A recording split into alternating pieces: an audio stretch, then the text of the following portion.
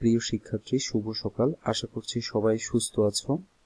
আমরা গতকাল এর ক্লাসের মাধ্যমে আমাদের যে সিলেবাসের টোটাল 7টি অধ্যায়, ওই 7টি অধ্যায় কমপ্লিট করেছি। আজকের ক্লাসে আমরা রিভিশন শুরু করতে যাচ্ছি। আমি চেষ্টা করব বাকি যে সময়টুকু আছে সেই সময়ের মধ্যে তোমাদের প্রবলেমগুলো নিয়ে আলোচনা করতে। তো যথারীতিতে আজকে আমি প্রথম অধ্যায়ের সমস্যা নিয়ে আলোচনা করছি। প্রথম অধ্যায়ে আমাদের যে বিষয়টি নিয়ে আলোচনা করা হচ্ছে সেটা হচ্ছে ব্যাংকের প্রিলিমিনারি যে কনসেপ্ট, সেটা নিয়ে আলোচনা করা হচ্ছে। তো প্রথমত আমি বলবো যে এখানে একটি সংজ্ঞা আছে, সেটা হচ্ছে ব্যাংক কাকে বলে। আমরা এই ক্ষেত্রে বলবো ব্যাংক হচ্ছে একটি আর্থিক মধ্যস্থ ব্যবসায়ী প্রতিষ্ঠান যাদের মূল কাজ হচ্ছে তাদের ক্লায়েন্ট অথবা গ্রাহকদেরকে বিভিন্ন ধরনের ব্যাংকিং সুযোগ সুবিধা প্রদান করার মাধ্যমে ব্যবসা করা। এরপরে যে বিষয়টি আসছে সেটা হচ্ছে এখানের মধ্যে আমাদের ব্যাংকের ক্রমবিকাশ নিয়ে আলোচনা করেছে। এখান থেকে কিছু নৈতিক বা এমসিকিউ আসতে পারে, সো এই বিষয়টি তোমরা একটু ভালো করে দেখবা। তাহলে ব্যাংকের ধারণার মধ্যে বলা হচ্ছে ব্যাংক হলো এমন একটি আর্থিক মধ্যস্থ ব্যবসায়ী প্রতিষ্ঠান যা আমানত হিসেবে অর্থ জমা রাখে, ঋণ দেয় এবং বিভিন্ন ধরনের ব্যাংকিং সুযোগ সুবিধা প্রদান করে। আমরা বেসিক্যালি জানি ব্যাংক দুইটা কাজ করে থাকে মেইনলি। একটি হচ্ছে জনগণের কাছ থেকে বিভিন্ন ধরনের হিসেবের মাধ্যমে আমানত সংগ্রহ করে এবং সেই আমানত বড় বড় ব্যবসায়ীদেরকে ঋণ হিসেবে প্রদান করে এবং বিভিন্ন ধরনের ব্যাংকিং সুযোগ সুবিধা প্রদান করার মাধ্যমে তার ব্যাংকিং যেই ব্যবসা সেটার কার্যক্রম সম্পাদন করে থাকে। কোয়েশ্চেনে যদি আসে ব্যাংকিং কি, আমরা জানি ব্যাংকিং বলতে ব্যাংকের যে কার্যাবলী সম্পাদন করে বা ব্যাংক প্রতিষ্ঠানের মধ্যে যে কার্যাবলীগুলো সম্পাদিত হয় তাকেই ব্যাংকিং বলা হয়। ব্যাংকারকে বলা হচ্ছে, ব্যাংকার হচ্ছে সেই সকল ব্যক্তিবর্গ যে সকল ব্যক্তিবর্গ ব্যাংকিং কার্যক্রম সম্পাদন করে থাকে তাকেই সাধারণত, বা ব্যাংকে যারা কাজ করে থাকে তাদেরকেই সাধারণত ব্যাংকার বলা হচ্ছে। অনেকে জিজ্ঞাসা করেছো বিনিময়ের মাধ্যম সৃষ্টি এবং বিনিময় বিল বাট্টাকরণ, এই দুইটা পয়েন্ট একটু বলার জন্য। বিনিময়ের মাধ্যম সৃষ্টি বলতে আলটিমেটলি যেটা বোঝায় সেটা হচ্ছে যেগুলোর মাধ্যমে আমরা কিছু এক্সচেঞ্জ করতে পারি বা আমাদের ডিমান্ড ক্রয় করতে পারি।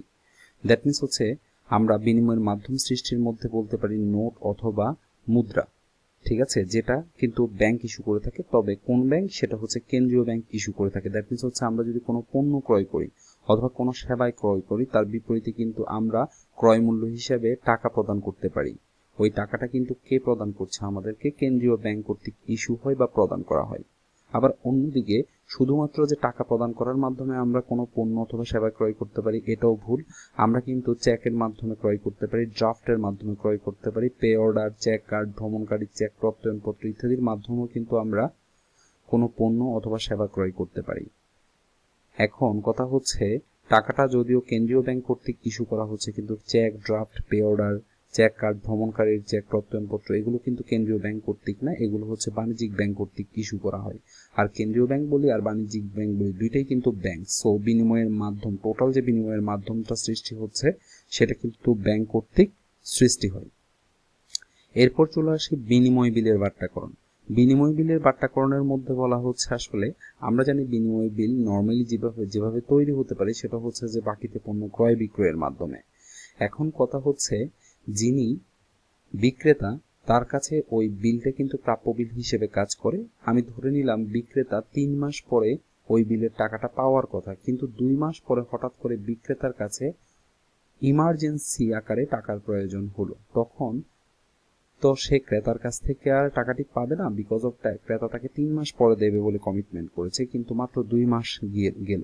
তো সেই ক্ষেত্রে ক্রেতা যেটা করতে পারে সেটা বিক্রেতা যেটা করতে পারে সেটা হচ্ছে ওই বিলটিকে ব্যাংকের কাছে নিয়ে যেতে পারে এবং ব্যাংকের কাছে একটি বাট্টার বিপরীতে ওটা ভাঙাতে পারে। দ্যাট মিনস হচ্ছে বিলটা যদি 1 লক্ষ টাকা হয় তখন বিক্রেতা ওই 1 লক্ষ টাকার বিলটা যখন ব্যাংকে গিয়ে ভাঙাবে তখন ব্যাংক হয়তো বা তাকে কিছু টাকা কম দিবে, সেটা হচ্ছে 3 থেকে 5,000 টাকা কম দিতে পারে। বাকি টাকা অর্থাৎ 5,000 টাকা বাট্টা, 5,000 টাকায়ও বাট্টা যদি করে তাহলে বিক্রেতা কিন্তু 95,000 টাকা পাচ্ছে। তাহলে আলটিমেটলি কি দেখতে পেলাম, আলটিমেটলি দেখতে পেলাম যে বিক্রেতা কিন্তু তার হয়তো বা ইমার্জেন্সি সময়ে টাকাটা ম্যানেজ করতে পারছে। সো এখানে বলা হচ্ছে ব্যবসায়িকরণের জরুরি প্রয়োজনে ব্যাংক তাদের বিনিময় বিল, হুন্ডি ইত্যাদি মেয়াদ পূর্তির আগেই ভাঙিয়ে নেওয়ার সুযোগ দেয়। একটু ভালো করে খেয়াল করো, আমি বলেছি কত মেয়াদ হচ্ছে 3 মাস, কিন্তু সে 2 মাস পরে টাকার দরকার হয়েছে, সে ভাঙায় নিচ্ছে। এই জন্য ব্যাংক নির্দিষ্ট হারে বাট্টা গ্রহণ করে এবং মেয়াদপূর্তিতে আদেষ্টার কাছ থেকে বিলের সম্পূর্ণ অর্থ আদায় করে নেয়। ব্যাংকের কার্যাবলীর মধ্যে ব্যাংক আরেকটি গুরুত্বপূর্ণ কাজ করে থাকে, যেটা হচ্ছে প্রতিনিধিত্বমূলক কার্যাবলী সম্পাদন করে থাকে। প্রতিনিধিত্ব মানে হচ্ছে অন্যের হয়ে কাজ করা। দ্যাট মিনস হচ্ছে ব্যাংক কিন্তু সরকারের হয়ে কাজ করে থাকে। তো সেই ক্ষেত্রে বলা হচ্ছে যে ব্যাংক অন্যের, বিশেষত গ্রাহকের পক্ষে যে সকল কাজ করে থাকে, আবার গ্রাহকেরও কাজ করে থাকে, সরকারেরও কাজ করে থাকে। কিন্তু কেন্দ্রীয় ব্যাংক সরকারের কাজ করে, কিন্তু নর্মালি যদি আমাদেরকে নর্মালি ব্যাংক বলে তাহলে আমরা হয়তো সেটাকে বাণিজ্যিক ব্যাংক হিসেবে ধরে কথা বলতে পারি। আর বাণিজ্যিক ব্যাংক হিসেবে ধরে যদি কথা বলি তাহলে কিন্তু ব্যাংক প্রতিনিধিত্বমূলক কাজ শুধুমাত্র গ্রাহকের হয়ে করে থাকে। তো গ্রাহকের হয়ে কি কি কাজ করে থাকে, যেমন হচ্ছে গ্রাহকের হয়ে কাউকে যদি টাকা প্রদান করার দরকার হয় অথবা কারো কাছ থেকে যদি টাকা কালেকশন করার দরকার হয়, এই কাজটা কিন্তু ব্যাংক খুব সুন্দর করে থাকে। এরপরও হচ্ছে গ্রাহকের যদি কোনো শেয়ার অথবা সিকিউরিটিজ ক্রয় বিক্রয় করার প্রয়োজন হয়, সেটাও কিন্তু ব্যাংক করে থাকে। ওসি নিযুক্ত হলে দায়িত্ব পালন করে। ওসি বলতে এখানের মধ্যে কেয়ারটেকার বোঝানো হচ্ছে। দ্যাট মিনস কোনো কেয়ারটেকার, কোনো কাজের কেয়ারটেকার হিসেবে যদি গ্রাহক ব্যাংককে দায়িত্ব প্রদান করে, ব্যাংক কিন্তু সেটা খুব সুন্দরভাবে সম্পাদন করে থাকে। বিদেশে যোগাযোগ প্রতিনিধি হিসেবে কার্য সম্পাদন করে থাকে এবং আয়কর সংক্রান্ত বিভিন্ন ধরনের কার্যক্রম ব্যাংক কর্তৃক সম্পাদিত হয়ে থাকে। এই হচ্ছে ব্যাংকের প্রতিনিধিত্বমূলক কার্যাবলী। ব্যাংকের অনেকগুলো প্রকারভেদের মধ্যে একটি ইম্পর্টেন্ট প্রকারভেদ হচ্ছে স্বায়ত্তশাসিত ব্যাংক, যেটাকে অটোনোমাস ব্যাংক বলা হচ্ছে।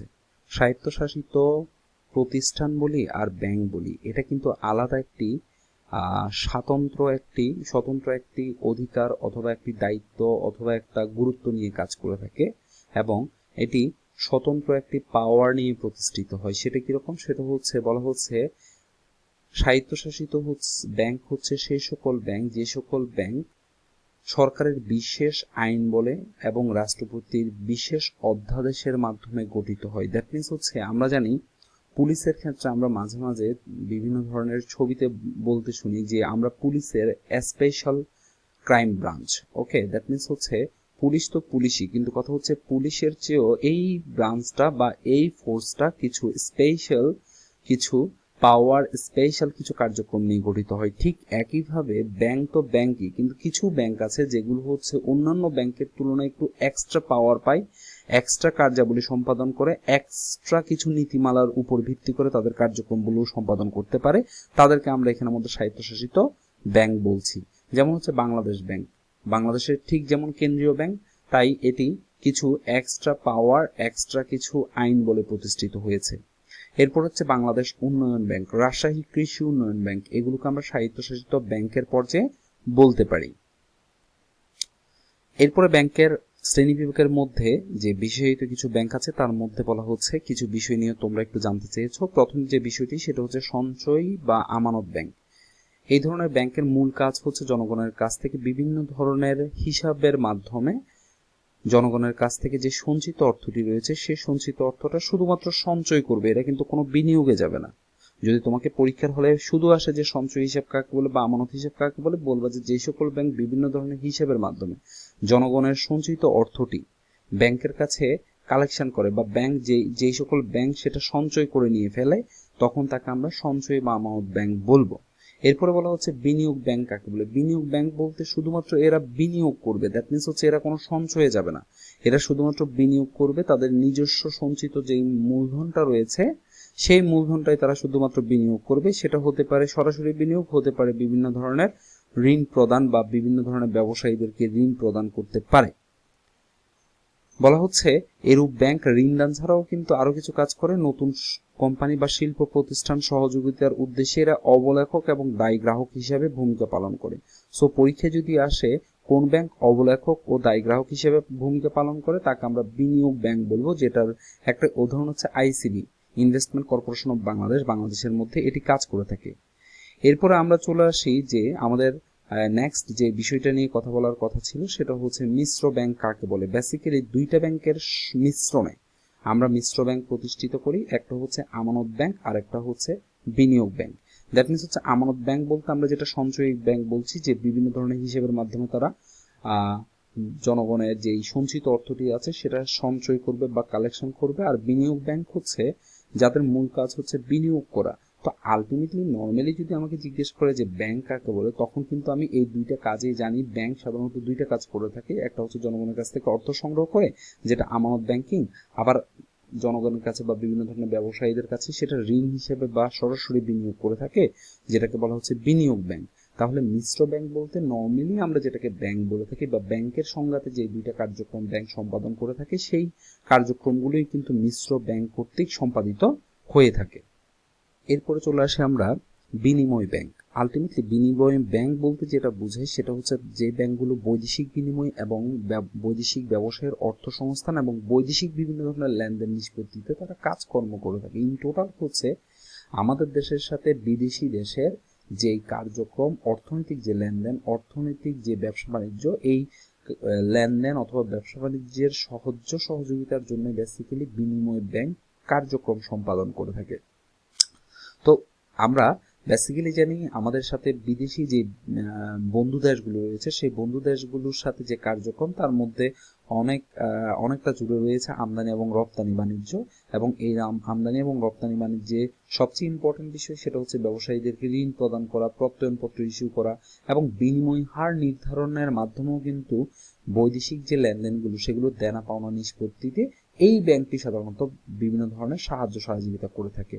প্রত্যয়নপত্র ইস্যু করাটা তার মধ্যে খুব উল্লেখযোগ্য একটা বিষয়। বিকজ অফ এলসি বা লেটার অফ ক্রেডিট বলি আর প্রত্যয়নপত্র বলি, এই জিনিসটি ছাড়া কিন্তু আমাদের বৈদেশিক বাণিজ্য অথবা আমদানি রপ্তানির যে কার্যক্রম, এটি কিন্তু সুষ্ঠুভাবে কখনোই সম্পাদন হতো না এবং ব্যবসায়ীটা কিন্তু স্থবির পর্যায়ে রয়ে যেত। কিন্তু বর্তমানে বাণিজ্যিক ব্যাংক এই ফ্যাসিলিটিটা ব্যবসায়ীদেরকে প্রদান করার মাধ্যমে কিন্তু উত্তরোত্তর বৈদেশিক বাণিজ্যে কিন্তু উন্নতি সাধন হচ্ছে। এরপরে যেই বিষয়টি নিয়ে আলোচনা করব সেটা হচ্ছে মার্চেন্ট ব্যাংক। বলা হচ্ছে বিনিময় ব্যাংক ও বিনিয়োগ ব্যাংকের সংমিশ্রণে মার্চেন্ট ব্যাংক গড়ে ওঠে। বিষয়টি খেয়াল করবা, আমরা কিছুক্ষণ আগে মিশ্র ব্যাংক পড়েছি, যে মিশ্র ব্যাংক দুটি ব্যাংকের সমন্বয়ে গঠিত হচ্ছিল, একটা হচ্ছে সঞ্চয় ব্যাংক আর একটা হচ্ছে বিনিয়োগ ব্যাংক। আর মার্চেন্ট ব্যাংক হচ্ছে বিনিময় ব্যাংক আর বিনিয়োগ ব্যাংক, এই দুইটার সংমিশ্রণে। তাহলে বিনিময় ব্যাংক কোনটা, বিনিয়োগ ব্যাংক কোনটা? বিনিময় ব্যাংক এইমাত্র যেটা বললাম যে আমরা বৈদেশিক বাণিজ্যের ক্ষেত্রে যে সকল ব্যাংক বিভিন্নভাবে সাহায্য সহযোগিতা করে থাকে, আমদানি রপ্তানি ঋণ প্রদান হতে শুরু করে প্রত্যয়নপত্র, বিনিময় হার নির্ধারণ, বিভিন্ন কাজে সহযোগিতা করে থাকে, সেটাকে আমরা বিনিময় ব্যাংক বলছিলাম।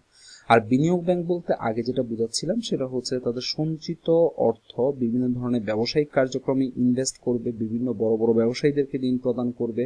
সো এই দুইটা ব্যাংকের মধ্যে যেই সংমিশ্রণ, এই সংমিশ্রণকে বলা হচ্ছে মার্চেন্ট ব্যাংক। পরীক্ষায় প্রায় আসতে দেখা যায়। বৈদেশিক বাণিজ্যে এরা গ্রাহকদের পক্ষে প্রত্যয়নপত্র ইস্যু করে থেকে রপ্তানিকারকের কর্তৃক উত্থাপিত বিলের স্বীকৃতি দান ও বিলের অর্থ পরিশোধ করে বিভিন্ন ধরনের কার্যক্রম সম্পাদনের মাধ্যমে এরা এদের ব্যবসায়িক কার্যক্রম সম্পাদন করে থাকে।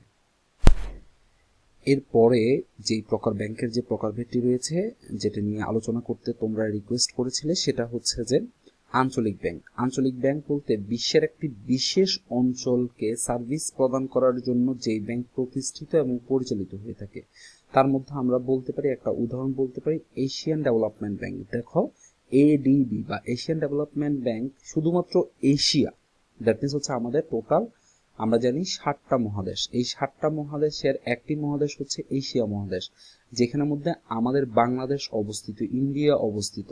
ওকে, এরকম আরো অনেকগুলো দেশ রয়েছে যেগুলো এশিয়ার মধ্যে, যেমন বর্তমানে যে কোভিড যেই মানে হচ্ছে রোগটা, ঠিক আছে, করোনা ভাইরাসের যে রোগটা, এটার উৎপত্তি স্থল চীন, ওই চীনও কিন্তু এই এশিয়ায় অবস্থিত। আর এই টোটাল এশিয়া মহাদেশকে সার্ভিস দেওয়ার জন্য যেই ব্যাংক এককভাবে কার্যক্রম সম্পাদন করে যাচ্ছে তাকে বলা হচ্ছে এশিয়ান ডেভেলপমেন্ট ব্যাংক বা এডিবি, যেটা হচ্ছে আঞ্চলিক ব্যাংকের একটি উদাহরণ।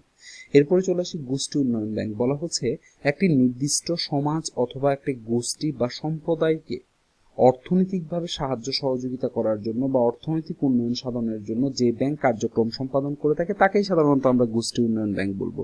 দ্যাট মিনস একটা মাত্র গোষ্ঠী, এক সমাজের একটা মাত্র পার্ট।